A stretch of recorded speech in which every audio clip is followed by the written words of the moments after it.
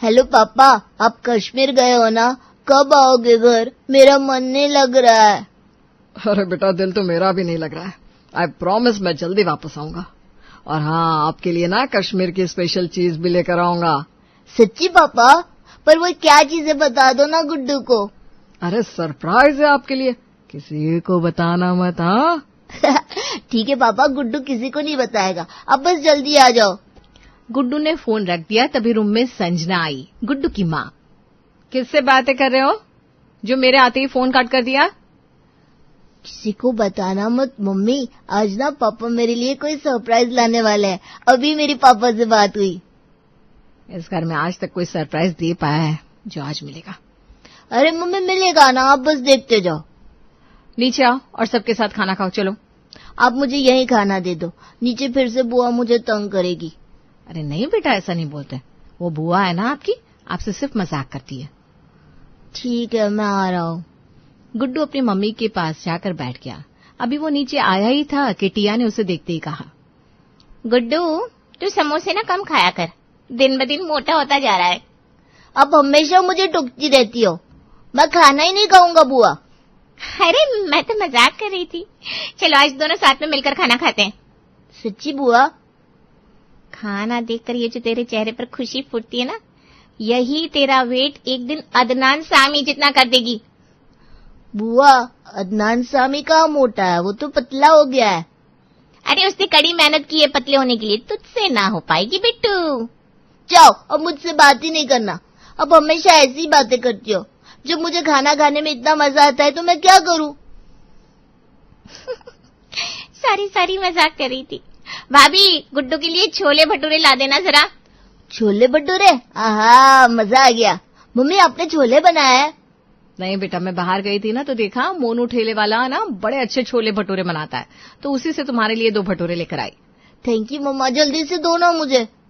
संजना ने उसकी प्लेट में छोले भटूरे लगा दिए और टिया उनको देखती रही। अपने बेटे के लिए तो छोले भटूरे ले आई भाभी, और हमारे लिए टिंडे की सब्जी बना दी। टिया अपने सामने टिंडे की सब्जी देखकर जल तो गई थी, बार बार उसकी नजर गुड्डू की प्लेट में जा रही थी। गुड्डू सुन, मैं क्या बोल रही थी, तो मुझे अपना एक भटूरा दे देना, बदले में मैं तुझको बहुत सारे छोले भटूरे खिला कर लाऊंगी। यही नुक्कड़ पे ही तो ठेला लगता है। आप जाके ले आओ, मैं अपना भटूरा नहीं देने वाला। देख गुड्डू, सोच ले, एक भटूरे के बदले में तुझे 4 भटूरे मिले तो? एक के बदले में 4 भटूरे? सच्ची बुआ? हाँ सच्ची। गुड्डू ने एक भटूरा टिया को दिया और टिया मजे ले लेकर खाने लगी। कुछ ही दूरी पे खड़ी संजना और रागिनी ये सब देख रही थी। देख रही हो रागिनी, कोई भी चीज हो, टिया मेरे बच्चे के पेट में जाने ही नहीं देती। हाँ भाभी, अब ठीक कह रही हैं, इसीलिए तो मैं पूजा को साथ ले गई थी और वहीं खिला लाई। जानती थी घर लाऊंगी तो ये खाने नहीं देगी। वो दोनों बात कर रही थी, तभी उन्होंने देखा टिया न जाने गुड्डू को कैसे कैसे फुसलाकर उससे और आधा भटूरा ले लेती है। अब संजना को आया गुस्सा। टिया, वो बच्चा है, तुमने 1.5 भटूरा उससे ले लिया, अब आधे में उसका पेट कैसे भरेगा? बच्चों के लिए भटूरे ले आई थी क्योंकि जानती थी बच्चे टिंडे नहीं खाते। अब भटूरे भी तुमने खा लिए, अब गुड्डू को क्या दूं मैं खाने को? अरे मम्मी, बुआ ना बहुत सारे भटूरे लाकर देगी मुझे। तू चुप कर। अरे बहू, क्या गुस्सा कर रही है? टिया ने खा लिया तो क्या हुआ, वो भी तो बच्ची है। संजना जल भून कर रह गई और टिया फटाफट खाकर वहां से सरक ली। ऐसे ही शाम हो गई। शाम को मनीष भी घर आ गए। अरे माँ, गुड्डू का नजर नहीं आ रहा। होगा अपने कमरे में बेटा। संजना, मनीष को बुलाओ, मैं उसके लिए कश्मीर से एक बड़ी अच्छी चीज लाया हूँ। अच्छा ठीक है, अभी बुलाती हूँ। गुड्डू पापा की आवाज सुनकर भागते हुए आया। पापा आ गए, पापा आ गए। अब मुझे जल्दी से सरप्राइज दो, जिसके बारे में आप मुझे फोन पे बता रहे थे। अरे बेटा, सब्र कर देता हूँ। मनीष ने एक बहुत ही प्यारा सा छोटा सा लकड़ी का घर गुड्डू को दिया, जिसको देखकर गुड्डू बहुत खुश हो गया। वाह पापा, ये तो कितना सुंदर है। इसके अंदर तो छोटा सा टेबल भी है, कुर्सी भी है, और घर के अंदर खिड़की भी है। ये बहुत सुंदर होम है। पसंद आया तुमको? हाँ पापा, बहुत। गुड्डू मुझे दिखाना। नहीं, मैं नहीं दूंगा, मेरा है ये। अरे दिखाना, मैं कुछ कर रही हूँ क्या? अरे दिखा दे बेटा, तेरी बुआ है। गुड्डू ने मुंह बनाते हुए वो होम टिया को दिया। टिया उसको गौर से देखती रही और बोली, भैया ये होम मुझे दिला दो ना गुड्डू से। वो क्या करेगा इसका? तोड़ के 2 दिन में हाथ में दे देगा। मेरे पास रहेगा तो मैं इसको संभाल कर रखूंगी। और वैसे भी ये होम वगैरह तो लड़कियों के लिए होते हैं, लड़कों के लिए थोड़ी ना होता है। बुआ ये मैं आपको नहीं दूंगा। भैया प्लीज बोलो ना गुड्डू को। अरे यार, इस टिया का क्या करूं? मेरे बच्चे की हर चीज पे नजर रखती है। टिया देखो, वो बच्चे के खेलने की चीज है। मम्मी ठीक कह रही है, और आप तो इतनी बड़ी हो। तभी बीच में कामिनी जी बोली, अरे तो टिया कौन सी बड़ी हो गई है, वो भी तो बच्ची है। गुड्डू यह घर अपनी बुआ को दे दे। मनीष बोल ना गुड्डू को। अब मनीष फंस चुका था। एक ही घर था और वो टिया को मना भी नहीं कर सकता था। गुड्डू बेटा ये होम बुआ को दे दो। अब हमेशा ऐसा करते हो, मेरी सारी चीज बुआ को दिला देते हो। ये होम नहीं दूंगा मैं। गुड्डू बेटा देखो, अगर आप ये होम बुआ को दोगे तो फिर मैं आपको कश्मीर घुमा कर लाऊंगा। फिर हम वहां से बहुत सारे होम लेकर आएंगे। सच्ची पापा? अरे पिंकी प्रॉमिस। गुड्डू ने वो होम भी टिया को दे दिया। अब तो टिया का ये रोज का हो गया था। एक दिन संजना और रागिनी शॉपिंग करने के लिए गई।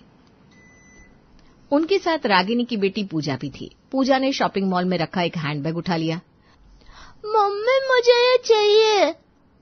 बेटा आप अभी बहुत छोटी हो, आप इसका क्या करोगी? मम्मी इसके अंदर ना मैं अपनी डॉल के छोटे छोटे कपड़े रखूंगी।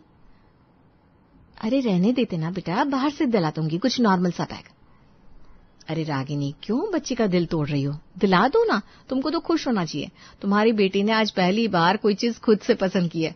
तुमको पता है, जब गुड्डू छोटा था तब उसने सबसे पहले एक फुटबॉल पसंद की थी। उस फुटबॉल को मैंने आज तक संभाल कर रखा है। ये बच्ची का पहला एहसास होता है। आप ठीक कह रही हो भाभी, मैं भी अपनी बेटी की पहली पसंद को संभाल कर रखूंगी। रागिनी ने वो पर्स लिया और घर आ गई। घर आते ही पूजा ने अपनी बुआ से कहा, बुआ देखो मैं अपने लिए छोटा सा पर्स लाई हूँ। अरे मेरा बच्चा तो छोटा सा पर्स लाया है। वैसे आप तो अभी इतनी छोटी हो, इसका क्या करोगी? मैं ना इस पे अपनी डॉल की ड्रेस और मेकअप रखूंगी। अच्छा अच्छा ठीक है बेटा। पूजा उछलती हुई अपने कमरे में चली गई। जैसे ही शाम हुई, टिया तैयार होकर कामिनी जी के सामने आकर खड़ी हो गई। कहीं जा रही हो क्या बेटा? मामा वो फ्रेंड की पार्टी है तो बस वहीं जा रही हूँ। अच्छा ठीक है बेटा जाओ। तभी रागिनी की नजर टिया के बैग पे पड़ी। टिया ये बैग तो पूजा का है ना? हाँ भाभी, वो अभी कहाँ इन सब चीजों से खेलेगी, अब तो ये मेरा हो गया। अरे वो बहुत मन से लाई थी, उसे देख लिया तो बहुत रोएगी। अरे भाभी नहीं रोएगी, उसको पता भी नहीं चलेगा। और इसके बदले में उसको कोई ठीक ठाक सा बैग लाकर दे दूंगी ना। अभी ये फैशन वाले बैग का क्या करेगी वो। अच्छा मुझे लेट हो रहा है, मैं चलती हूँ। टिया मजे से पार्टी में चली गई। अब रागिनी का तो खून खौल गया। जब शादी हुई थी तब मेरी सारी चीज पे नजर रखती थी। अब बच्चे हो गए, बुआ बन गई तो बच्चों की चीजों को नहीं छोड़ती। क्या करूं मैं इसका? इसकी वजह से घर में न जाने कितनी ऐसी चीजें हैं जो मैंने लानी ही छोड़ दी है। संजना रागिनी की हालत अच्छे से समझ रही थी। मम्मी जी मैं क्या बोल रही थी, टिया की मंगनी को 4 महीने हो गए हैं तो शादी कब करेंगी आप उसकी? अरे लड़के वालों के तो रोज फोन आ रहे हैं। मैं सोच रही हूँ अभी तो मेरी टिया बच्ची है, कैसे शादी कर दूं उसकी? नहीं मम्मी जी, टिया 22 साल की हो गई है, यही सही उम्र है शादी की। अरे पर अभी तो उसके साथ की लड़की खेलती फिर रही है। वो सुमन काकी की बेटी है ना काजल, वो टिया से भी छोटी है। अरे उसे तो एक बेटा भी हो गया। अगर कुछ दिन ऐसे ही बैठी रही तो रिश्ता भी नहीं बचेगा और उम्र भी नहीं। अच्छे रिश्ते को कोई टिकनी कहाँ देता है, आजकल लोग ना पिन मार देते हैं। अरे हाँ ये बात तो मैंने सोची नहीं। आज ही लड़के वालों को कॉल करती हूँ और जल्दी ही शादी की डेट फिक्स करती हूँ। संजना ने ऐसा तीर चलाया था कि सीधा कामिनी जी के दिल पर जाकर लगा था। कुछ ही दिनों में टिया की शादी हो गई और वो रुखसत होकर अपने ससुराल चली गई। मम्मी अब तो बुआ की शादी भी हो गई, अब घर में वो सामान लगा दो ना जो हम बुआ जी से छुप कर लाते थे, अब तो वो ले नहीं पाएंगी। हाँ बेटा तुम ठीक कह रहे हो। कितना सामान बॉक्स में पड़ा हुआ है जो टिया के डर की वजह से आज तक हमने निकाला तक नहीं। अब समय आ गया है वो सामान बच्चों को देने का। संजना ने सारा सामान शोकेस में लगा दिया। तभी वहां रागिनी आई। अरे भाभी क्या बात है, आज कमरा बड़ा चमक रहा है। ये डेकोरेशन कोई आने वाला है क्या? अरे नहीं रागिनी, वो क्या है ना, मैं जब भी बाजार जाती हूँ तो कुछ न कुछ लाती रहती हूँ। अब टिया जो देख लेती थी छोड़ती कहाँ थी। बच्चे बाजार जाते हैं तो कुछ न कुछ तो लेते ही हैं, इसलिए मैंने सारा सामान बॉक्स में रखा हुआ था। गुड्डू की नानी और मौसी भी बहुत कुछ लाती रहती है, बस वही सामान है ये बात आप ठीक कह रही हो। पूजा का भी ना बहुत सारा सामान ऐसा है जो मैंने अभी तक निकाला भी नहीं है। सोच रही हूँ अब मैं भी उनको पूजा को दे दूं खेलने के लिए। अरे हाँ, बच्चे अब नहीं खेलेंगे तो कब खेलेंगे। रागिनी ने भी सारा सामान पूजा को दे दिया। पूजा और गुड्डू दिन भर आजादी से अपने सामान से खेलते रहे। एक दिन वो दोनों खेल रहे थे, तभी टिया अचानक से अपना बड़ा सा बैग लेके आ गई। अरे मेरी बच्ची आ गई, मेरी तो आंखें तरस गई थी तुझे देखने के लिए। तुझे पता है टिया, पूरे दिन सब आस पास होते हैं, तू ही इतनी दूर चली गई। ये सोच सोच कर ना मेरे सीने पे सांप लौटता है। मम्मा, मुझे भी आपसे बहुत सारी बातें करनी है। फोन पे सब कुछ आपको बता नहीं पाती, सब आस पास होते हैं ना। अरे मेरी बच्ची, तू ठीक तो है ना? किसी ने तुझे परेशान तो नहीं किया ना? नहीं मम्मी, कोई परेशान नहीं करता, पर वहाँ पर ना रोज बहुत सारा खाना बनाना पड़ता है और दिन भर घर का काम। सच बताओ तो जिंदगी बहुत बेकार सी लगने लगी है। कुछ स्वाद ही नहीं रहा लाइफ में। मेरा मन नहीं लग रहा और काम करने का तो बिल्कुल मूड नहीं रहा, इसलिए पूरे 2 महीने के लिए घर आ गई हूँ। अरे बहुत अच्छा किया बेटा, अब 2 महीने मेरे पास रहना, खूब मस्ती करेंगे। रागिनी और संजना दोनों उसको किचन से देखकर बड़बड़ाई। रागिनी, देखा तुमने, ये टिया इतना बड़ा बैग लेके यहाँ क्यों आई है? वही मैं सोच रही हूँ भाभी, कहीं लड़कर तो नहीं आई। इतनी मुश्किल से तो टिया की शादी हुई थी, ये फिर आ गई। चल कर पूछते हैं। बस दुआ कर कि लड़कर ना आई हो। लड़कर आई होगी तो साल भर यही निकाल देगी और हम सबकी जिंदगी फिर से पहले वाली हो जाएगी। रागिनी और संजना टिया के पास आकर बोली, अरे टिया, कैसी है तुम? कहीं घूमने जाने वाली हो क्या? नहीं भाभी, आपको ऐसा क्यों लगा? वो तुम्हारा बैग इतना बड़ा है ना।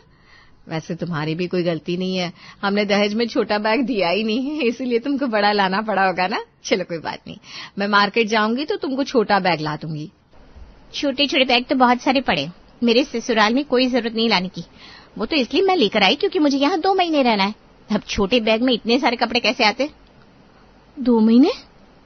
हाँ, बस 2 महीने। अब खड़ी खड़ी बातें करती रहोगी या टिया के लिए कुछ खाने को भी लाओगी? मैं भी लाती हूँ। रागिनी किचन में चली गई, तभी वहां गुड्डू आया। उसके हाथ में पिज्जा का बॉक्स था। मम्मा, मैंने ब्लिंकिट से पिज्जा ऑर्डर किया है, बाहर खड़ा है, आप उसका पे कर दो ना। ठीक है बेटा, अभी करके आती हूँ। अरे गुड्डू, बुआ के पास नहीं आएगा? अरे बुआ, आप कब आई? बस अभी आई। इधर आजा मेरे पास। नहीं, मैं नहीं आऊंगा। आपके पास आया तो आप मेरा सारा पिज्जा खा जाओगी। अरे नहीं बेटा, इधर तो आ।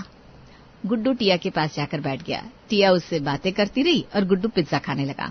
गुड्डू ने एक ही पीस खाया था, टिया ने फटाफट 3 पीस उठाकर खा लिए।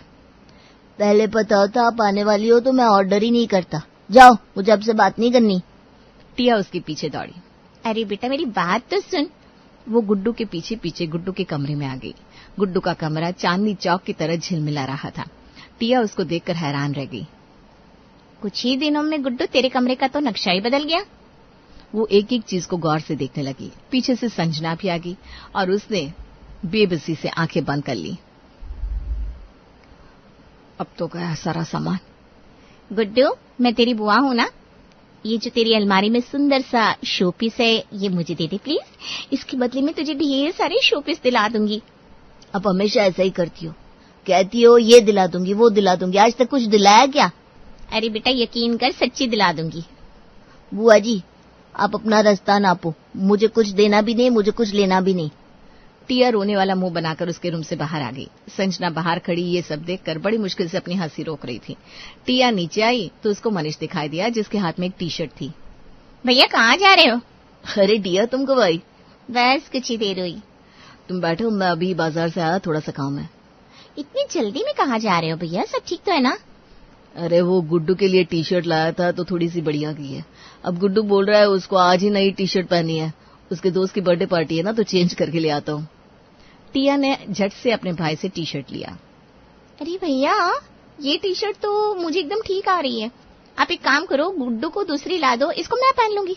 अभी बदलने में भी तो इंसान की तौहीन ही होती है। चलो कोई नहीं, इसको तुम रख लो, मैं उसके लिए दूसरी ला देता हूँ। मनीष वहां से चला गया। रागिनी ये सब खड़ी देख रही थी। उसने गुड्डू को इशारा किया। देख रहे हो गुड्डू, कैसे तुम्हारी टी शर्ट बुआ जी ने हड़प ली। अभी सबक सिखाता हूँ, अब गुड्डू बड़ा हो गया है। ध्यान से, बुआ है वो तुम्हारी। आज तो बुआ को समझा कर रहूंगा, मैं भतीजा हूँ उनका। गुड्डू टिया के पास गया। बुआ, वो टी शर्ट मेरी है, मेरे हवाले करो। क्यों करूं? मैंने अपने भाई से ली है। वो पापा मेरे लिए लाए थे। अरे पर तुमको पसंद नहीं थी ना, बड़ी भी तो थी। अब मुझे वो पहननी है, बड़ी हो या छोटी। गुड्डू ने टिया के हाथ से वो टी शर्ट छीन ली। बुआ, अब भूल जाओ, अब इस घर की कोई भी चीज आप नहीं ले सकती। फिर क्या था, टिया जिस भी चीज पे नजर रखती थी, गुड्डू और पूजा बुआ से वो चीज छीन लेते थे। 2 ही दिन में टिया का अब दम घुटने लगा। इन लोगों के बीच घुटता भी कैसे ना। गुड्डू और पूजा ने जीना जो मुश्किल कर दिया था टिया का। देखो तो मम्मी, गुड्डू मेरी कितने इंसल्ट कर रहा है। अब मुझे इस घर में 1 मिनट भी नहीं रुकना। अपने ससुराल जा रही हूँ, वहां कोई इज्जत नहीं करता, लेकिन कोई बेइज्जती भी नहीं करता। टिया अपना बैग उठाकर 2 ही दिन में घर से बाहर नजर आई।